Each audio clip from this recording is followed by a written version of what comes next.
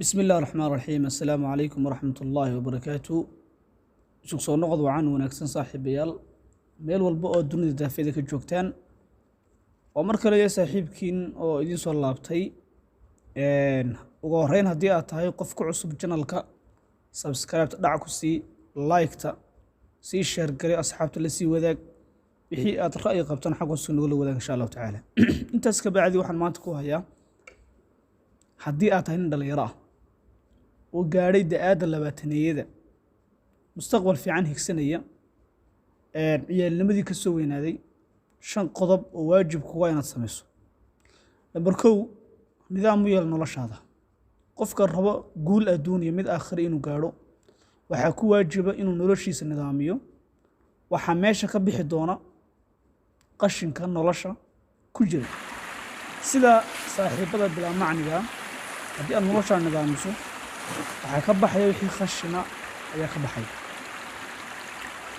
sida sheekada iska hadalka loo baahan in iska socdo qosolka dhan raacayga halka namari waaye shooban tagna namari waaye sidoo dhaqaaq sidoo socodka waxa jira laba nin ayaa waxa jira baa leeyahay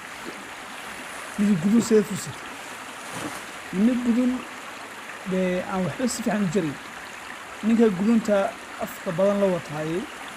subax horaba intaasoo geed buu ka soo dhigaa jara ninka kalena maantoo dhan isagoo dadaalayo awood badan bixinayo ayuu hal geed dhamin waayo ka kalena isagoo juhdi badan aan bixinayn ayuu waqti kooban yar gudaheed ku dhameeyaa wax badan farqiga u dhaxeeya labadani waxa weeye ninkaasi guduntiisa ayaa nidaamsan oo si fiican loo soo afeeyay guduntiisa nidaamsan waxay sameysay oo ay hor kacday in wax badan qabto isagoo juhdi badan ka bixin ka juhdiga badan ka baxayna noloshiisa ay guduntiisa nidaamsaneen qodobka labaad jooji xiriirka waqti lumiska xiriir aan natiijo lahayn ma mudna inaad waqti badan ku lumiso waxaan ognahay in dhalinyarada maanta ay waqti saacado badan maalin walba ku lumiyaan shukaansi barkumataal ah oo socdo sanado dhaadheer iyadoo wax muhiim ah oo aan laga wada hadlayo meesha ayna jirinba oo haddii muhiimadda laga wada hadli lahaa intaa waqti ka yar ay hawsha ku dhammaan lahayd marka jooji maanta wixii ka dambeeya haddii aad ahayd dadka sheekada badan leh ee habeenkii dhafra ee waxaad maanta cuntay waxaad xidhan tahay waxa ka sheekeeya haddii runta laga wada hadlo oo muhiimadda loo dan leeyahay laga wada hadlo sheekada badan way yaraani wax muhiim ah laga wada hadli waqtiga inta la loomi maayo qodobka saddexaad dhaqaalaha kor u qaad oo kobci haddii aad tahay dhalinyaro ah oo mustaqbal higsanaya oo qof weyn noqday waxaa laga yaabaa in lacagtaada ama mushaharkaagu kaaga dhammaado meel aan muhiim ahayn iyo waxyaabo aan muhiim ku ahayn sida telefoon cusub baa soo baxay soo iibso maxay kale halkaa tag haddii aad tahay dhalinyaro ah laba mid kala dooro oo dhaafay da'aada 20-nada haddii aad tahay nin dhalinyaro ah oo da'aada 20-nada kor u dhaafay laba mid kala dooro inaad waxaaga kaydsato dhaqaalahaaga iyo inaad meel lacag ka soo galayso aad ku bixiso qodobka afraad daryeel jidhkaaga bedel cuntooyinkaaga cabitaanadaada seexo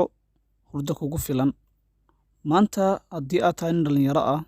oo da'aada 20-nada ku jira waxaad fursad aad u qaali u haysataa inaad jirkaaga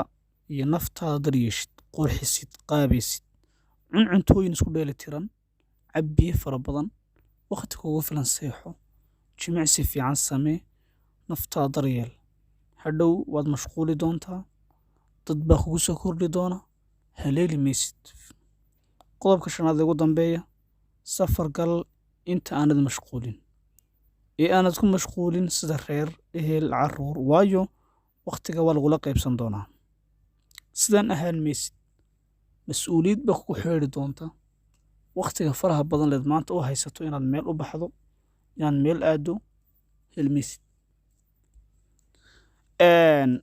safar si aad dad badan u soo baratid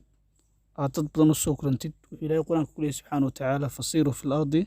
فانظروا كيف كان عاقبة المجرمين عبرة كجرتا ودبينتي إن شاء الله تعالى انت زكسو قبل السلام عليكم ورحمة الله تعالى وبركاته.